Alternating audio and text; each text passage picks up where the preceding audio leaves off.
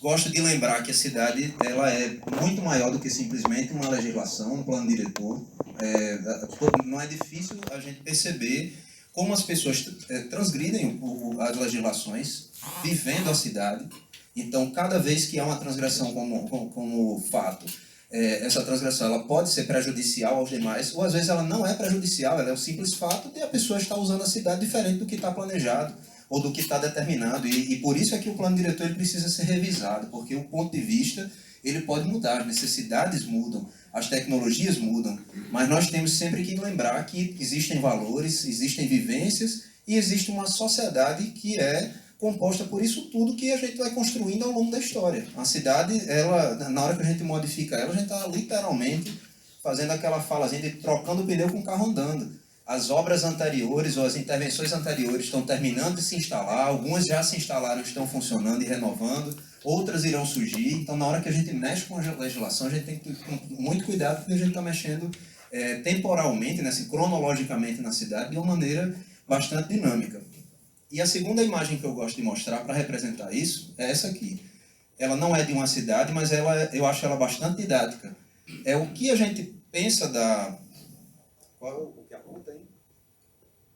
O que a gente imagina que vai ser, né? O que o arquiteto e o urbanista, a gente senta lá, pensa, projeta, e o que acontece depois que você bota as pessoas para usar. De repente alguém precisa botar um varal e faz esse varal de qualquer jeito, alguém precisa ajeitar uma cobertura, aparece alguém que cria um bicho ou vai fazer uma atividade diferente, enfim. O uso do espaço vai mudando o que a gente planejou. As necessidades vão mudando. O ser humano é criativo. Na hora em que eu trago uma nova tecnologia, já tem gente pensando no que fazer com a próxima. Então, quando eu termino um projeto, termino de conceber um projeto urbanístico, vocês não tenham dúvida, já existem deficiências, já existem novas formas de usar aquele espaço, e o que a gente tem que trabalhar para construir daqui para frente é uma legislação que seja realmente dinâmica. Os nossos planos diretores no Brasil, de uma maneira geral, e eu posso falar isso com uma certa proximidade, porque já atuei, inclusive, com o Ministério das Cidades, escrevendo alguns cadernos daqueles de outorga onerosa, transferência de potencial, a convite do Ministério e outras instituições. E o que a gente percebe é que, de uma maneira geral, nossos planos diretores, eles têm muito de uma herança modernista, né? Assim, de determinar demais como é que é a forma de convívio a partir de variáveis fixas. E cada vez mais nós vamos ter que começar a trabalhar novas variáveis, novas formas de ver a cidade, como São Paulo agora fez, por exemplo, trabalhando aspectos como gentileza urbana, fachada ativa e outros itens que não existiam até bem pouco tempo ou não eram tão trabalhados, tá certo? Para que a gente possa realmente prever ninguém vai, mas reagir de uma maneira mais positiva quando a cidade mostrar para a gente um novo desafio. Quando aparecer um novo empreendimento e diga assim, eita, eu não consegui encaixar em nada aqui, mas ele não é ruim. Então, como é que eu vou fazer? Eu vou simplesmente dizer que ele não exista só porque eu não consigo encaixar na lei, se ele visivelmente ele traz ganhos positivos para a comunidade, para a sociedade? Então, assim, essa é a primeira reflexão que eu gosto sempre de fazer quando eu começo a falar de plano diretor e de legislações, porque eu acho que a gente tem que fazer um trabalho diário de transformação social. E eu gosto muito de lembrar o que alguns secretários têm falado ao longo do Brasil, gosto de referenciar a secretária Agda lá de Fortaleza, que ela disse que nós temos que reconstruir um ambiente de confiança. O que existe é uma quantidade enorme de legislações, porque há uma desconfiança eterna em cima de todos os atos, não é só em relação à classe patronal, é dentro das próprias instituições, você tem uma validação, aí tem a checagem da validação, depois tem a auditoria da checagem da validação, e se a gente for observar, o nosso arcabouço jurídico e burocrático ele é feito em cima de diversas checagens e validações que acabam fazendo com que a gente perca muito tempo pela falta de confiança mútua que existe entre as instituições. Não falo isso de uma forma pejorativa, é uma forma burocrática instituída, né? Nós temos, assim, a CEMURB, por exemplo, hoje no nosso Código de Obras, para abrir um processo, você tem que trazer as RTs e RRTs do CAU e do CREA, por exemplo, quando, na verdade, é de competência de fiscalização dele mesmo, enquanto instituições independentes, verificar se o profissional se registrou ou não, ou registrou o seu trabalho. Mas aí nós, por exemplo, já fazemos a conferência do registro. É um exemplo para mostrar para vocês. Então, eu gosto da gente de começar fazendo essas reflexões. Deixa eu cortar um pedacinho. Acho que ficou... Acho que é o formato do PowerPoint. O de lá dá para ver, o daqui ficou cortando um pedaço. O dali cortou um pedacinho também. Bom, mas ele não me atrapalha não. Se não atrapalhar vocês, também não tem problema. O que é que eu começo falando? Plano diretor, ele é um instrumento relativamente recente, certo? No começo do século passado, no Rio de Janeiro foi um dos primeiros municípios a referenciar um chamado plano diretor, que ainda não era uma legislação difundida, em 1930 eles fizeram isso, se tornou uma legislação nacional, assim, uma exigência nacional, com a Constituição de 88 e o Estatuto da Cidade. Então, ele é relativamente recente se nós formos observar a idade das nossas cidades. E, a partir da Constituição e do Estatuto da Cidade, nós começamos a ter a definição do escopo do que seria esse plano diretor. Se antes os planos diretores eles eram apelidados e tinham uma diferença muito grande, e vale salientar que Natal tem uma tradição muito forte em planos diretores. Nós já tínhamos um plano diretor de em 1984, muito bom, inclusive com ilustrações gráficas do que fazer, de como ocupar a cidade, enfim. Nós temos Natal tem uma maturidade muito grande nesse tipo de instrumento de planejamento. Mas aí em 88 vem com o artigo 182, né, falando que o plano diretor ele é aprovado pela Câmara para municípios com mais de 20 mil habitantes, depois do Estatuto das Cidades. Ele traz outros requisitos que eu vou comentar aqui para vocês, e ele fala das políticas de desenvolvimento e de expansão urbana. Então, ele é uma legislação que Natal, por exemplo, em 94 já determinou que toda a área do município é considerada área urbana, já não tem área de expansão. Outros municípios que têm territórios maiores têm áreas de expansão urbana e têm formas de tratar essas áreas. E aí, na hora em que vocês vão abrir o processo lá no IDEMA, né, que pede uma certidão de uso e ocupação do solo, por exemplo, essa certidão de uso e ocupação do solo está condicionada ao que ficou definido nessas legislações de uso e ocupação do solo. Então, por isso que eu achei importante trazer essa rápida introdução para vocês. O Estatuto das Cidades, ele fala em planos nacionais, regionais e estaduais, e depois em planos metropolitanos e municipais. Então, vocês vejam que, em tese, né, é recente, mais uma vez saliento, se a gente for considerar a cidade, sim, 20 anos é um período muito pequeno, né, não completou nem 20, na verdade, ainda, mas se fala numa integração maior, você saindo de uma escala maior para uma escala menor chegando no município. Nós aqui em Natal, por exemplo, estamos tentando fazer uma integração entre os municípios da Natal Expandida, que a gente chama, né? Assim, fizemos algumas reuniões informais por enquanto, mas vamos começar a formalizar a partir da próxima semana com os municípios próximos que estão iniciando o processo de revisão do plano diretor também, na tentativa de fazer o quê? Fazer com que todo mundo fale a mesma linguagem. Claro que, normalmente, assim, vocês já devem ter prestado atenção quando a gente pega uma legislação de outro município e fala, esse aqui copiou de não sei quem, assim, Natal copia de São Paulo, Rio de Janeiro, o município do interior copia de Natal, e cada um vai, né, melhorando e tentando adequar a sua realidade. E aí a nossa tentativa vai ser a de tentar, de buscar nivelar essa linguagem, tentar com que o empreendedor, na hora que ele entenda um plano diretor, ele consiga, pelo menos na Natal Expandida, que é Parnamirim, Macaíba, Extremóis e São Gonçalo, nós consigamos falar a mesma linguagem. E existe também já a iniciativa de um plano metropolitano, mas ainda está a título de discussão. No artigo 40 do Estatuto das Cidades, ele fala, por exemplo, que o plano diretor deverá englobar todo o território do município. Por isso que eu estou falando, mesmo aquelas pessoas que têm as suas atividades comerciais funcionando ou a se instalar em áreas de expansão urbana, é importante observar esse processo de plano diretor. Alguém fala assim, minha atividade é lá num município muito pequeno, no interior do Rio Grande do Norte, ainda não tem plano diretor, em algum momento vai chegar. Hoje nós já temos 28 municípios, pelo menos, com mais de 20 mil habitantes. Então, aqueles que não têm, certamente, em tempo próximo, estarão em situação de confecção do seu plano diretor.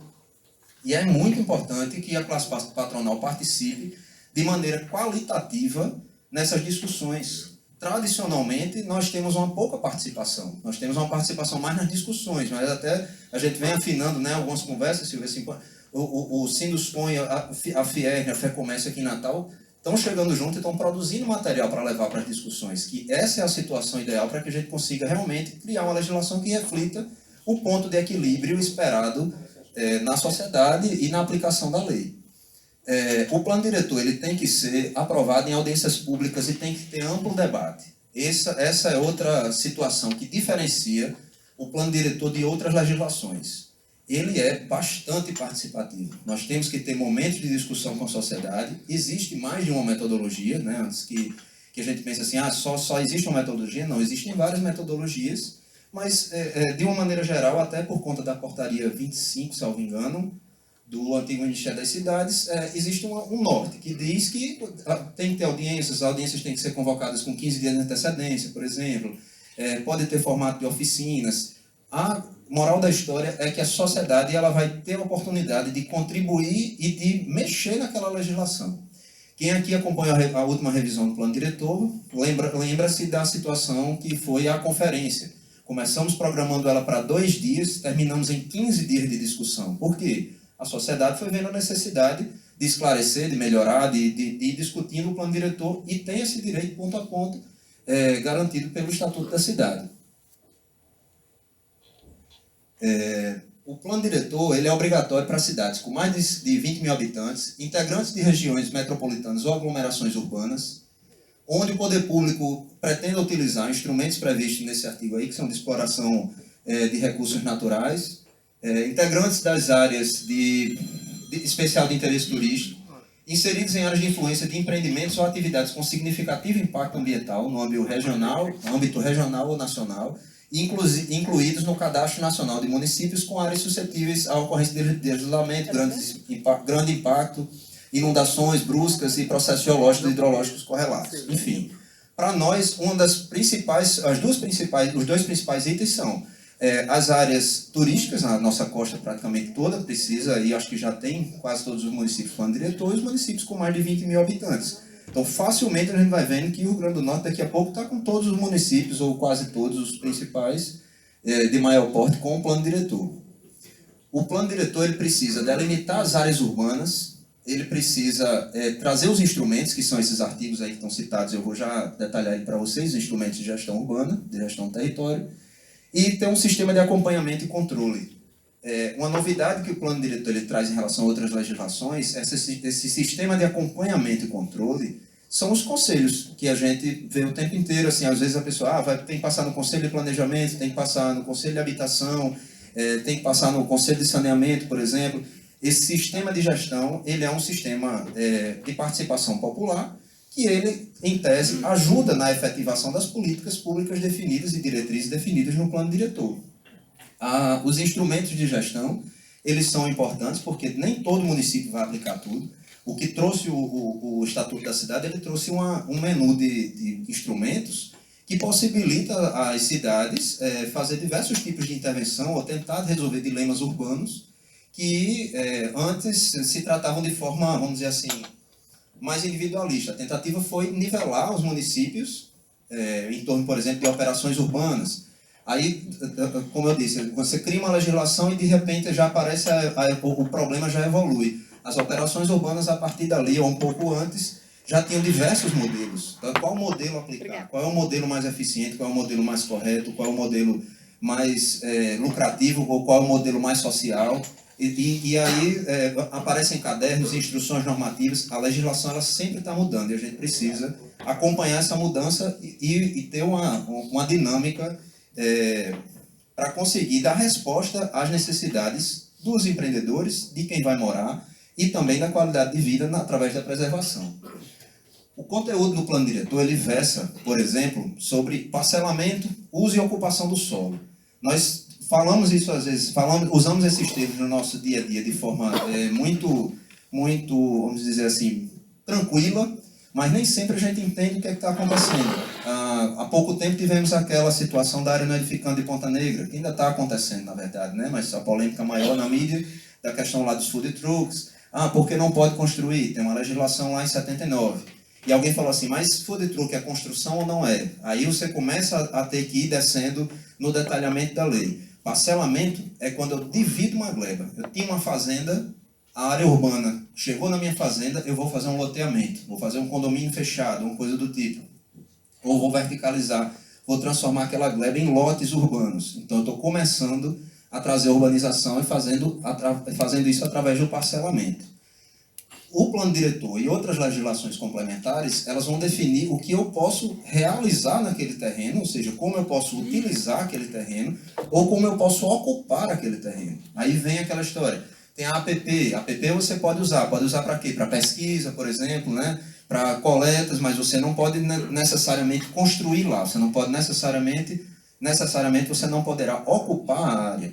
Então, esses três eixos, eles têm que estar, e normalmente estão, bem definidos dentro do plano diretor, que é a lei que vai servir de eixo para as outras legislações específicas, como, por exemplo, as das zonas de proteção ambiental, as das zonas de patrimônio histórico. Então, o eixo central está definido no plano diretor, com diretrizes e objetivos, e as outras legislações vão complementando as informações e a partir das necessidades de cada área. E dentro dele, a gente traz aquela historinha das prescrições urbanísticas, né? Todo mundo já ouviu falar em prescrições. Só não vou explicar uma a uma, porque senão só para explicar isso a gente passava uma tarde, mas só para dar uma passada geral, as prescrições urbanísticas, a gente tem, por exemplo, como coeficiente de aproveitamento, é o quanto eu posso construir no lote. Uma das principais polêmicas que há em todo o plano diretor, se eu vou poder construir mais em determinado bairro ou menos, como é que eu vou conseguir, como é que eu posso ocupar aquela área? Sabe? Você pode ter um coeficiente de 3, que representa 3 vezes a área do terreno, mas você só pode ocupar 50% do terreno. Então, você necessariamente já tinha que verticalizar para pelo menos 3 pavimentos, agora talvez você tenha que verticalizar ali para 10 ou 15 pavimentos para poder utilizar as 3 vezes a área do terreno, dentro de uma taxa de ocupação de 50%, por exemplo, né? Que ocupar é diferente de construir. Área permeável é outro tema bastante polêmico, principalmente hoje em dia com as tecnologias que temos de drenagem. Tem muitas cidades adotando o teto verde e permitindo que o subsolo do terreno seja 100% preenchido, desde que haja infiltração através do sistema mecânico. Por exemplo, o nosso plano diretor ele ainda traz a reserva obrigatória de 20%, no geral, né, quando não são áreas especiais, do terreno para que haja a infiltração de água no próprio lote. O tamanho mínimo dos lotes, aí vem para a determinação do parcelamento, qual vai ser a testada mínima, qual vai ser a área mínima do lote, gabarito, né, quantos pavimentos você pode construir, ou que altura máxima você pode fazer, e os recursos. Observem que, para que eu determine a rugosidade de um local, rugosidade é o quê? A diferença de alturas e volumes, né, que a gente olha quando a gente está ali olhando o Google Maps, quando bota no modozinho 3D lá, facilmente você percebe as diferenças de altura, você percebe a rugosidade da cidade. Para determinar a forma de ocupar, eu posso usar vários remédios diferentes, eu posso usar vários instrumentos diferentes. O recuo, por exemplo, se eu tiver um lote pequeno e tiver um recuo grande, eu necessariamente vou ter uma edificação mais baixa. Mas se os lotes num parcelamento forem muito grandes, eu posso precisar determinar realmente um gabarito. O cara vai ter 4, 5, 10 torres no mesmo terreno, que ele não vai fazer uma torre só de 100 pavimentos, por exemplo, mas eu não quero que ele ultrapasse 65 metros, que é o básico de Natal, por exemplo. Tudo isso, em tese, é feito baseado em estudos para evitar ilhas de calor, por exemplo, quando você verticaliza demais. E essa verticalização ela acontece muito próximo, você tem o surgimento de alguns fenômenos como, por exemplo, as ilhas de calor. Como é que se combate as ilhas de calor? Também tem várias outras formas de combater. Vejam que é um quebra-cabeça dinâmico e bastante complexo você ir pensando assim, vou ocupar uma área, vou permitir que verticalize, mas para não haver ilhas de calor, eu vou exigir uma área permeável, um teto-jardim de determinada área, de tamanho, para equilibrar aquilo ali. Isso tudo, hoje em dia, facilmente a gente começa a simular, em termos macros, né, com o auxílio da computação, mas torna ainda mais complexa a revisão de um plano diretor nos dias atuais, porque qualquer situação requer estudos e a gente tem acesso a esses recursos para estudar, acaba que não se consegue com a celeridade que se fazia antes, quando o recurso de perspectiva, por exemplo, era feito à mão, na maioria dos casos. Em relação àquele conteúdo mínimo e os artigos que eu falei que ia explicar, eles se referem basicamente a esses itens aqui. Todo plano diretor precisa ter um macrozoneamento, ou seja, eu preciso determinar as zonas da cidade, sejam elas de preservação, zonas adensáveis, que é onde você pode construir um volume maior do que o básico, você tem áreas de patrimônio histórico, muitas vezes, áreas sujeitas à operação urbana, áreas especiais de outro tipo, como a EIS, por exemplo, a área especial de interesse social, ou a ZET, área especial de interesse turístico, e isso tem que estar definido no macrozoneamento. Não precisa ser um mapa só, mas esse macrozoneamento ele vai ser essa composição aí que vai trazer a primeira referência. Vou empreender num determinado terreno. Primeira referência que a gente tem é o quê? Olhar um mapa e achar o terreno da gente para ver mais ou menos o que é que aparece ali no mapa e depois ir procurar na lei mais detalhadamente o que significa. Um dos instrumentos bastante polêmicos de gestão urbana, que é o parcelamento, edificação ou utilização compulsória dos terrenos e edificações, foi uma forma que se encontrou de tentar estimular as pessoas a não especularem nos seus terrenos. Os vazios urbanos encarecem o custo da cidade. Se você monta uma infraestrutura muito grande em um determinado bairro e as pessoas ficam segurando o terreno, não dão uso ao terreno, você naturalmente não tem retorno do investimento feito naquela infraestrutura.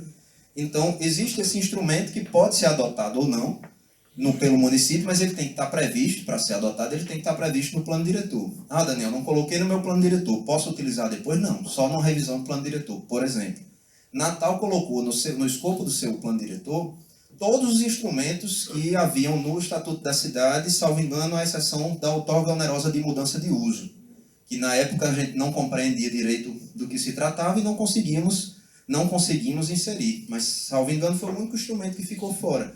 O restante, que inclusive é alvo de bastante crítica, muitas críticas, falam assim, a gente não conseguiu regulamentar todos os instrumentos. Realmente não conseguiu, mas a gente também não tinha essa esperança em curto prazo, não. Nós queríamos que estivesse previsto lá no plano diretor, porque se houvesse a necessidade do município utilizar aquele instrumento em um determinado momento histórico, né, do funcionamento, nós teríamos lá a ferramenta prevista no plano diretor. Mas o ideal, claro, é que todo município consiga fazer ou auto-aplicável, ou traga já as regras dentro do escopo da legislação, ou crie as legislações complementares para poder ir suprindo essas lacunas. IPTU progressivo no tempo também é bastante semelhante. Esses dois primeiros instrumentos, parcelamento compulsório e IPTU progressivo, na hora que você tem um vazio, você pode, por exemplo, cadastrá-lo para que eles recebam um aumento sucessivo de IPTU para estimular o proprietário a utilizá-lo. Na hora que ele utilizar, essa majoração some, por exemplo. No parcelamento, você pode realmente tentar obrigar o proprietário a utilizar aquele imóvel para tentar viabilizar a infraestrutura que foi instalada. Ele traz definições do que vai ser o direito de superfície, por exemplo, como você vai poder ocupar e aonde você vai poder ocupar, como eu falei, essa questão de como eu vou usar a superfície do meu terreno, definindo, por exemplo, aspectos ambientais que tem que trazer no plano diretor. Muita gente acha que o plano diretor é uma legislação exclusivamente urbanística, e não é. Ele tem que vir assimilando as legislações ambientais, por exemplo. Você não pode permitir que se construa em uma área de preservação permanente, por exemplo, que isso aí vai criar um problema legal seríssimo, e o município, na verdade, vai estar criando um passivo de problemas, ao invés de tentar resolvê-lo com um zoneamento bem feito. A outorga onerosa do direito de construir, a operação urbana consociada e a transferência do direito de construir, que são 3 formas de solo criado. Solo criado não é difícil da gente imaginar. Primeiro pavimento de qualquer edificação já é um solo criado. Ele não é um solo natural. E aí, a operação urbana, ela vem muito como forma de viabilização de infraestrutura.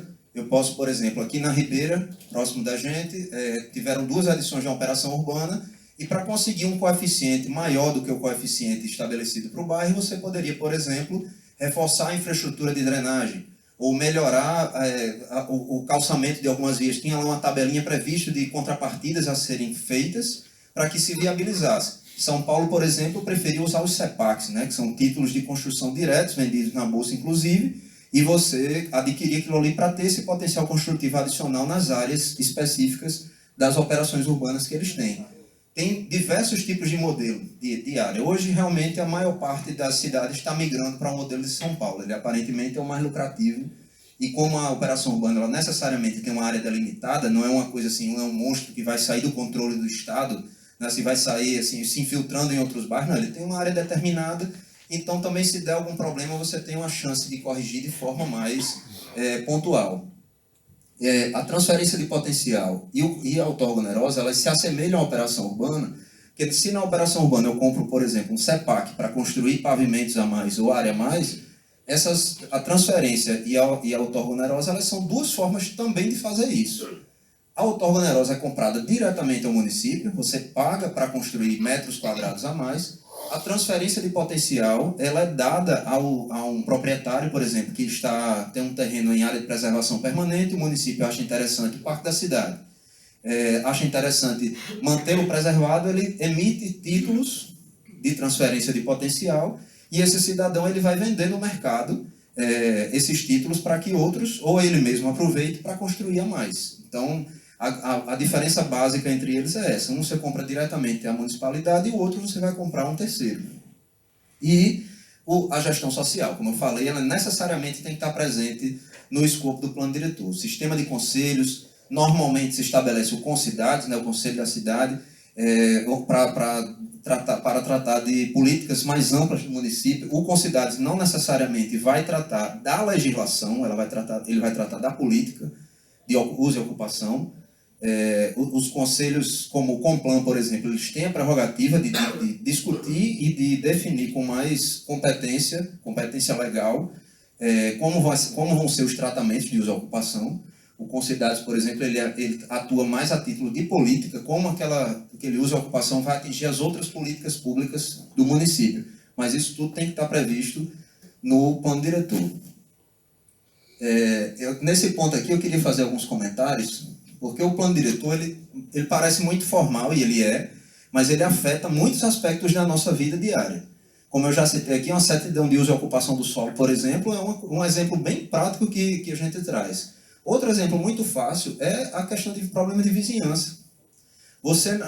Quem lembra aqui, quando o Planalto começou a ser ocupado, tinha muita serraria para lá, tinha muita marcenaria. De repente, você começa a ter uma expansão urbana, começam a chegar habitações, começam a conviver com esse tipo de uso e surgem os problemas. Problema de poluição sonora, problema de denúncia com deposição de resíduos em local inadequado.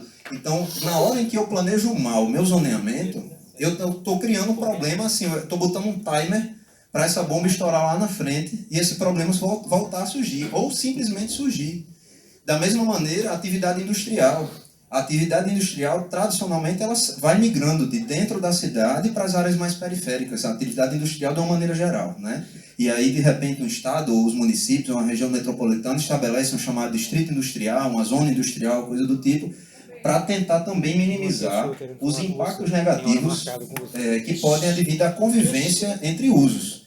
Então, o plano diretor ele tem por objetivo conciliar, né, digamos assim, esses diversos interesses. Principalmente porque um dos eixos principais, por exemplo, é essa questão do deslocamento casa-trabalho. A pessoa está trabalhando na marcenaria lá do Planalto que eu falei, né? Vamos voltar aí 20 anos. E ele pode morar em qualquer lugar. De repente ele aluga um kitnet ao lado. O kitnet às vezes nem está legalizado, mas ele aluga ali próximo. Porque a gente não pensou como é que o cidadão teria que se deslocar, o custo dele de deslocamento da sua casa para o seu trabalho.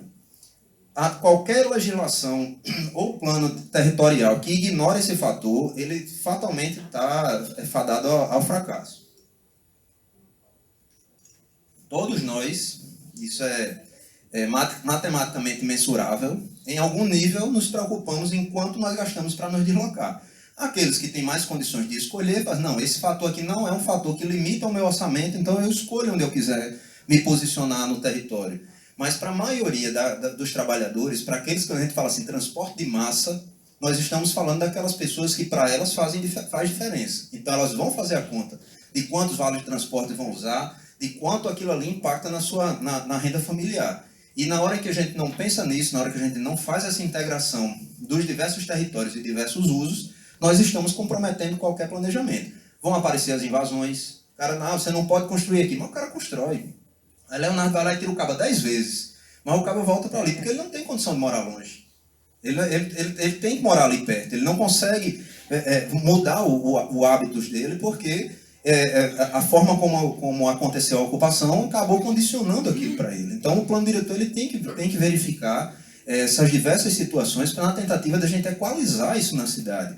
Existe a necessidade de desenvolvimento, existe a necessidade de moradia, nós temos que nos preocupar com a forma como as pessoas moram e se locomovem nas cidades.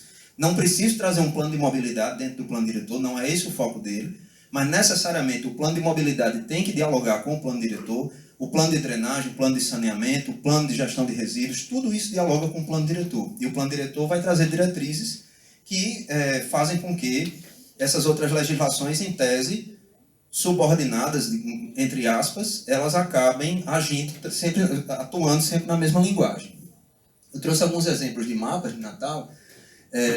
Esse mapa de zoneamento aqui, por exemplo, isso aqui é o mapa das nossas EPAs, em azul as não regulamentadas, em verde as regulamentadas, por exemplo. Isso aqui é um dos mapas do nosso macrozoneamento, você definir quais são as áreas que eu pretendo preservar. Significa que eu vou preservar tudo? Não, significa que eu vou dar uma atenção diferenciada. Ela vai ter uma subzona, provavelmente, de uso restrito, onde eu posso usar com um certo cuidado. Vão ter outras áreas dentro da mesma zona que não, onde eu tenho as feições ambientais mais delicadas, e aí sim eu vou precisar ter uma preservação ou um cuidado mais significativo.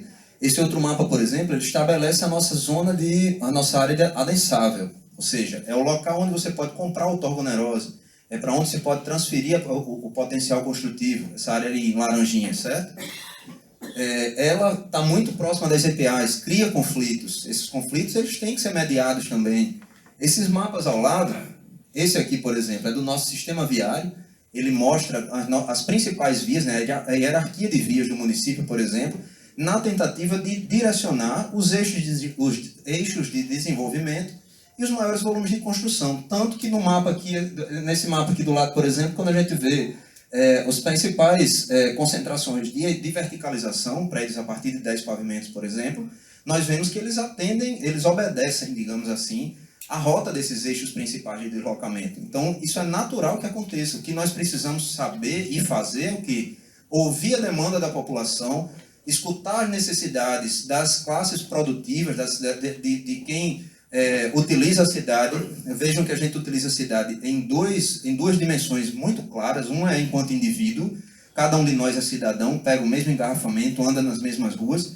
E em outra dimensão, nós pertencemos a instituições, sejam da nossa vida cotidiana, independente do trabalho, como religiosos, clubes, ou mesmo o nosso trabalho. Então, nós utilizamos a cidade pelo menos nessas duas dimensões. E isso fica muito claro na hora em que a gente está ocupando a cidade e precisa ter um tratamento ou uma visão diferenciada na hora da gente planejar. Mais na frente eu vou falar, não é muito mais na frente não, mas falar aqui da nossa metodologia que estamos aplicando na revisão do nosso plano diretor, na tentativa de verificar o que é que a população realmente quer para Natal. É bom ou ruim? Depende, né? Primeiro, ele pode ser um plano ótimo hoje. Daqui a 10 anos, certamente, ele vai ter muita coisa para ajustar. Ele não significa que ele falhou, que a avaliação precisa ser péssima. Não, mas ele vai ser simplesmente inadequado. Quem é que imaginava que existia Uber há 15 anos atrás? Quem é que imaginava que ia ter um cara lá no São Paulo alugando patinete e essa confusão, essa polêmica todinha, tá entendendo? No ano passado, não preciso nem ir longe. A Uber já está falando aí em Uber em táxi aéreo. Esses usos parecem simples, mas já estão aí na nossa porta. Fortaleza já tem carro compartilhado, já tem prédio saindo com carro compartilhado. Não sei se vocês já ouviram esse novo equipamento. Assim, as grandes cidades estão partindo para o compartilhamento, estão com unidades habitacionais menores. Se isso vai dar certo, aí daqui a uns 10 anos a gente descobre, né? Mas assim, estão partindo para unidades menores, individuais, e os equipamentos coletivos mais amplos. Então, tem uma geração agora aí que praticamente não quer mais carro, né? A geração que está nascendo com o Uber, que está nascendo em algumas cidades com um bom transporte público. Então, esses hábitos vão mudar. Não adianta a gente ficar, por exemplo, daqui a 10 anos preocupado demais com estacionamento, e ninguém tem estacionamento. Tá a Nicoleles aí inventando, já botou uma pessoa em pé, né? Há poucos meses atrás, com um equipamento, ele conseguiu fazer com que um deficiente conseguisse ficar em pé. Daqui a 20 anos, esse cara está fazendo o pessoal andar. Aí a gente vai estar com uma cidade cheia de rampas por legislação de acessibilidade, por exemplo, e que vão se tornar áreas obsoletas. E o que fazer com isso? É essa grande reflexão que eu acho que a gente tem que ter quando a gente pensa numa legislação. É o que daqui a 20 anos, o que eu estou produzindo agora, eu vou ter condições de receber ou de atender a dinâmica do mercado, a dinâmica do uso, ou será que isso vai ser mais um problema? Eu vou ter que demolir a edificação inteira para fazer outra. Vai ser uma edificação com prazo de validade curto. Porque cada vez mais nós temos que pensar que as nossas edificações têm que ser versáteis, os nossos espaços públicos têm que ser versáteis. A nossa cidade tem que saber receber bem e com responsabilidade o novo. Né? Não é simplesmente, vai abrir para tudo. Não é abrir para tudo, não. Nós sabemos o que precisamos preservar. A maioria das cidades hoje sabe. O que a gente precisa é saber como estabelecer a confiança para receber o novo. Esse eu acho que é o grande desafio da próxima geração de legislações.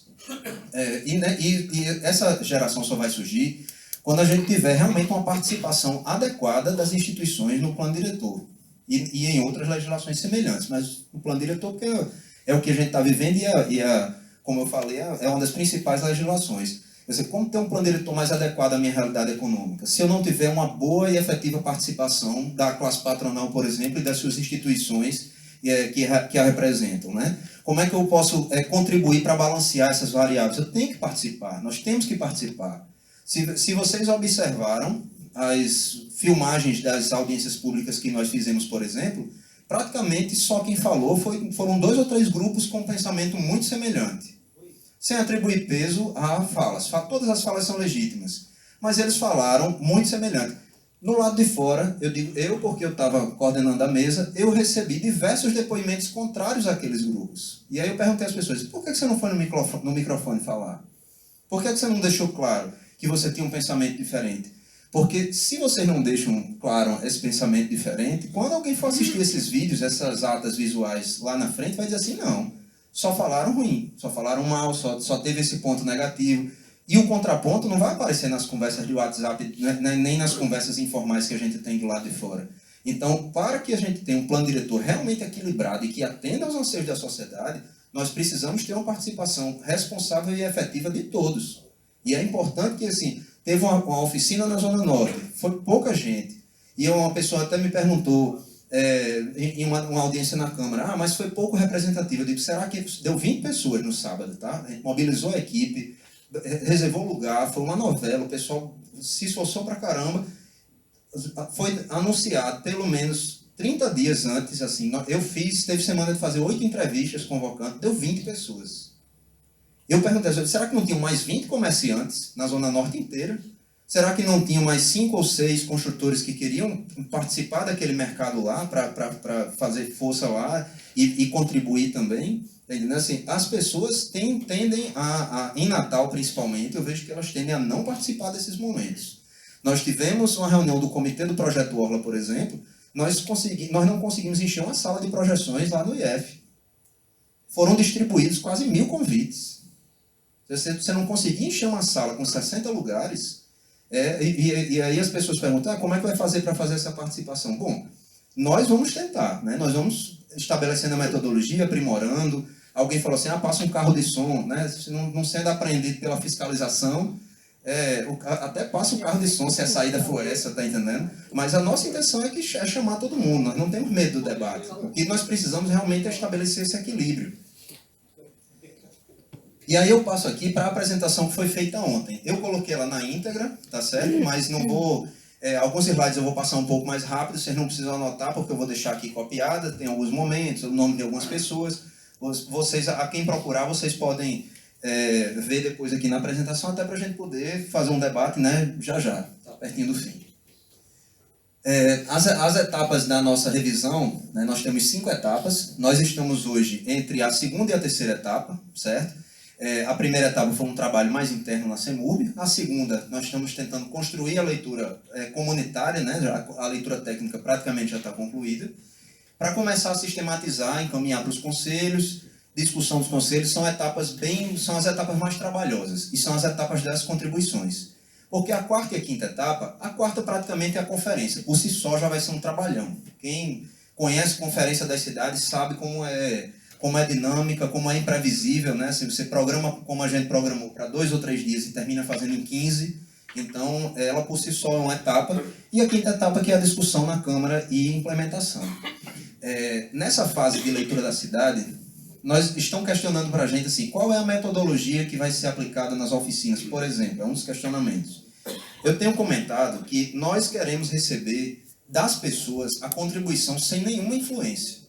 Algumas pessoas mais acadêmicas chegaram a falar assim, colega, né, eu faço parte de uma base de pesquisa também, sou pesquisador cadastrado lá na universidade, numa das bases. E o pessoal pergunta assim, por que vocês não fazem uma palestra? Vocês têm tanto conteúdo, têm tanto material. Nós não queremos influenciar a opinião das pessoas, pelo menos não no primeiro momento. Eu primeiro preciso saber o que as pessoas precisam e querem. Se eu de repente tiver uma resposta nas oficinas que as pessoas querem preservar muito, isso é ruim? Não necessariamente é ruim.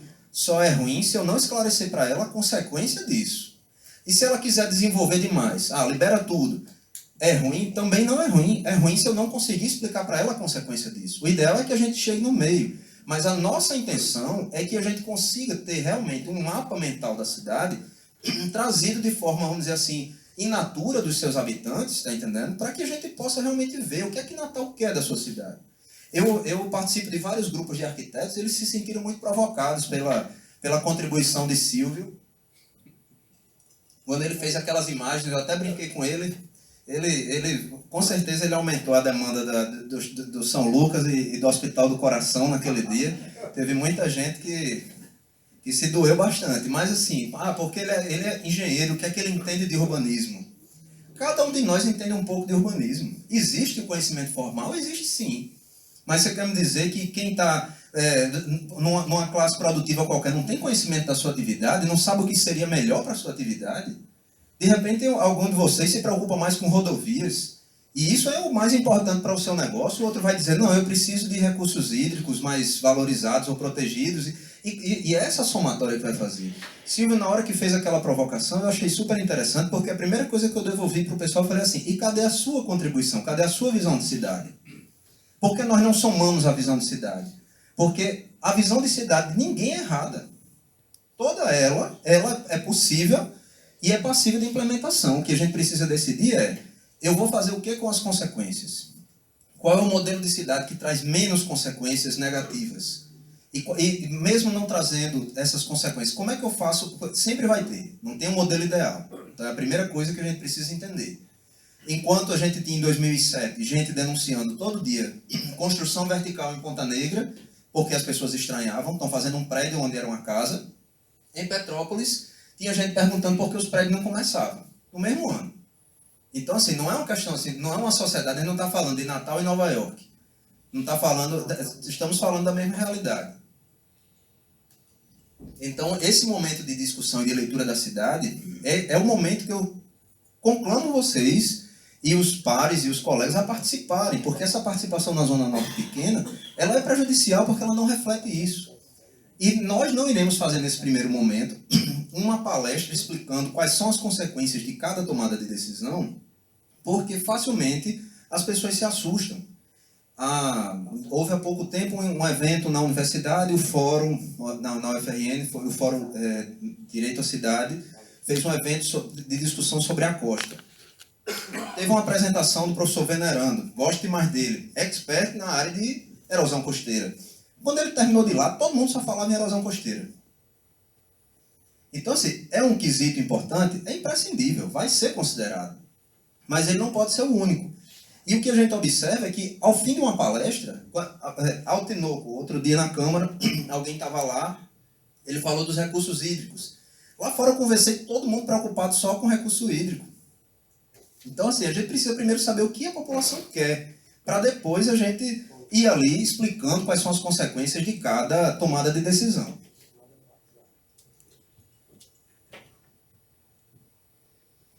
Esse diagrama aqui, bem complexo, na verdade ele é simples de entender e difícil de explicar. Mas ele é o resumão do que vai ser a estrutura do nosso plano diretor, da revisão, certo? Nós vamos ter oficinas, aí vão ser por região administrativa. Tivemos as internas na CEMURB, né, para fazer a nossa crítica. E vão ter outras com outros segmentos da sociedade. Por exemplo, podemos convocar ou convidar as federações para que a gente possa discutir, porque, como eu falei há pouco, O nosso interesse é absorver as duas vivências, é pegar aquela parcela da contribuição que trata do indivíduo e depois a das instituições que são compostas por esses indivíduos. Iremos criar uma leitura da cidade. A leitura técnica ela já vem sendo trabalhada com alguns grupos e dentro da própria prefeitura, certo? Isso tudo vai ser administrado, digamos assim, né? Pelos grupos de trabalho. Esse material dessas oficinas vai ser levado para ser trabalhado dentro dos grupos de trabalho. Isso tudo acompanhado e coordenado pela equipe técnica da CEMURB. A coordenação técnica é nossa, mas o núcleo gestor, que foi o que fez com que nós tivéssemos que dar essa pausa no nosso processo de revisão, ele tem que validar a participação social.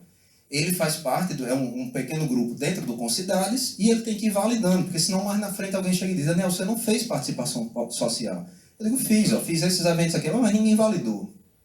Então, voltando até pela questão da confiança, né? Você tem um coordenador e depois tem um validador da participação, mas é assim que está e não vai ser complicado da gente fazer, não. A estrutura que nós montamos lá de coordenação é essa, né? Eu como secretário, e até porque a legislação fala que na ponta tem que ser um urbanista, né? Na revisão do plano diretor. Tiago Mesquita como coordenador, Eudia com Mafalda como vice. Nós temos essa outra equipe técnica aqui, dos grupos técnicos e assessorias. Depois vocês dão uma olhada com calma na apresentação, tá certo? Acho que a maioria talvez nem conheça as pessoas, então não adianta a gente ficar detalhando.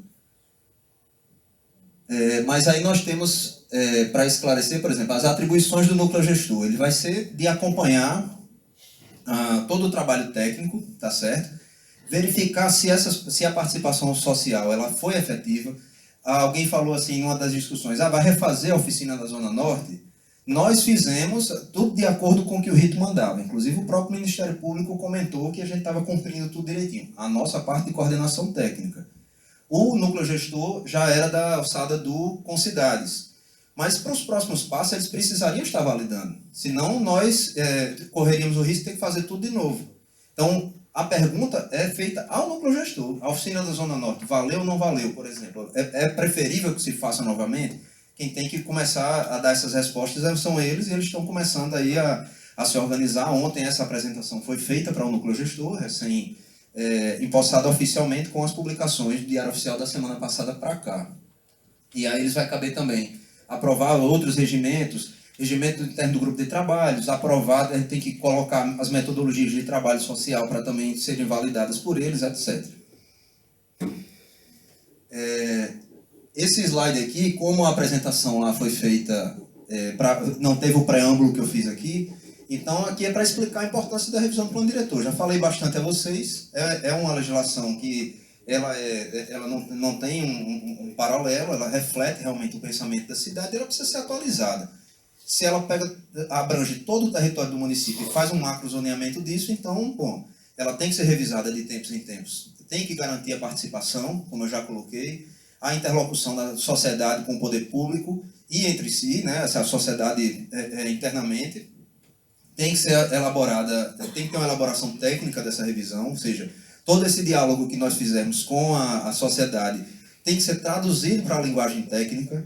Não se espera que uma pessoa que mora na Zona Norte ou na Zona Oeste, ela entenda o conceito, na Zona Sul mesmo, né, de gabarito, de coeficiente de aproveitamento, de ortogonerosa, mas se espera que ela entenda o que ela quer. Eu não quero verticalização, ou eu quero verticalização.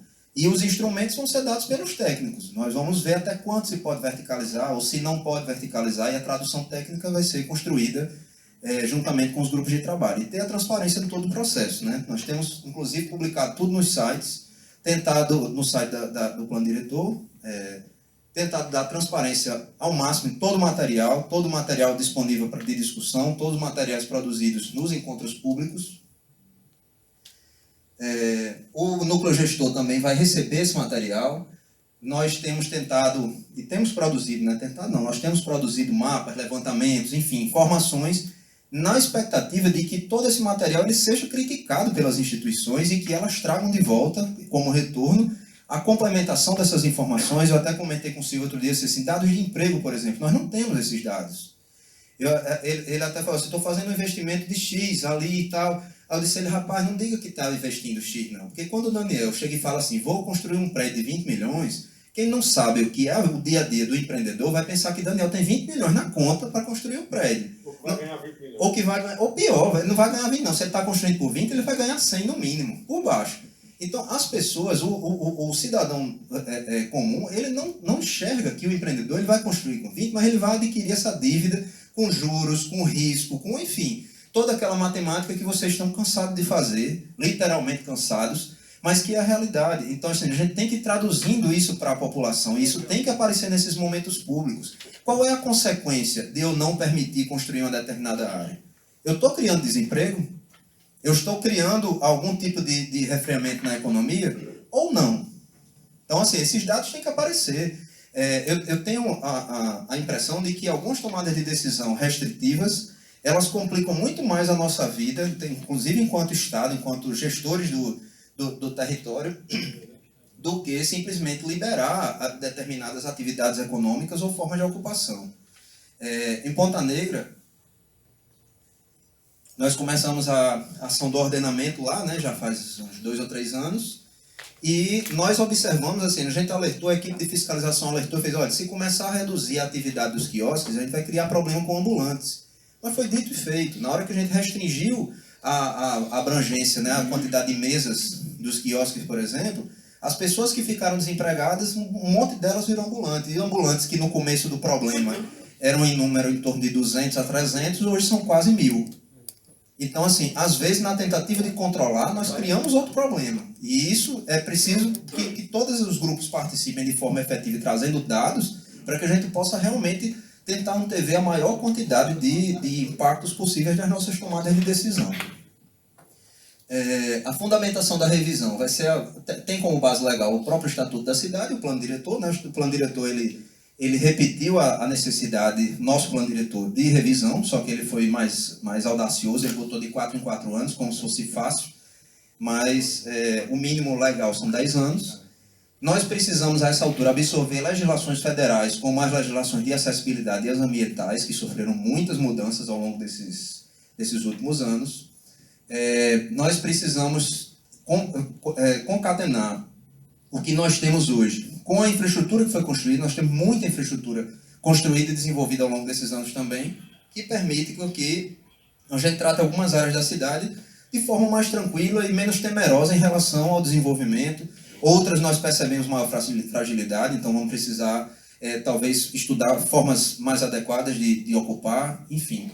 E verificar o que é que foi que a gente conseguiu realmente produzir de bom e o que é que a gente conquistou e o que é que vai precisar aí de evolução e de outras regulamentações. Talvez até trazer alguma coisa para dentro do plano que a gente tem trabalhado já lá dentro. Sempre partindo da premissa de a gente ter esse equilíbrio entre preservação ambiental, desenvolvimento social e desenvolvimento econômico, né? Então, eu já falei e repeti aqui diversas vezes, nós não podemos perder esse foco.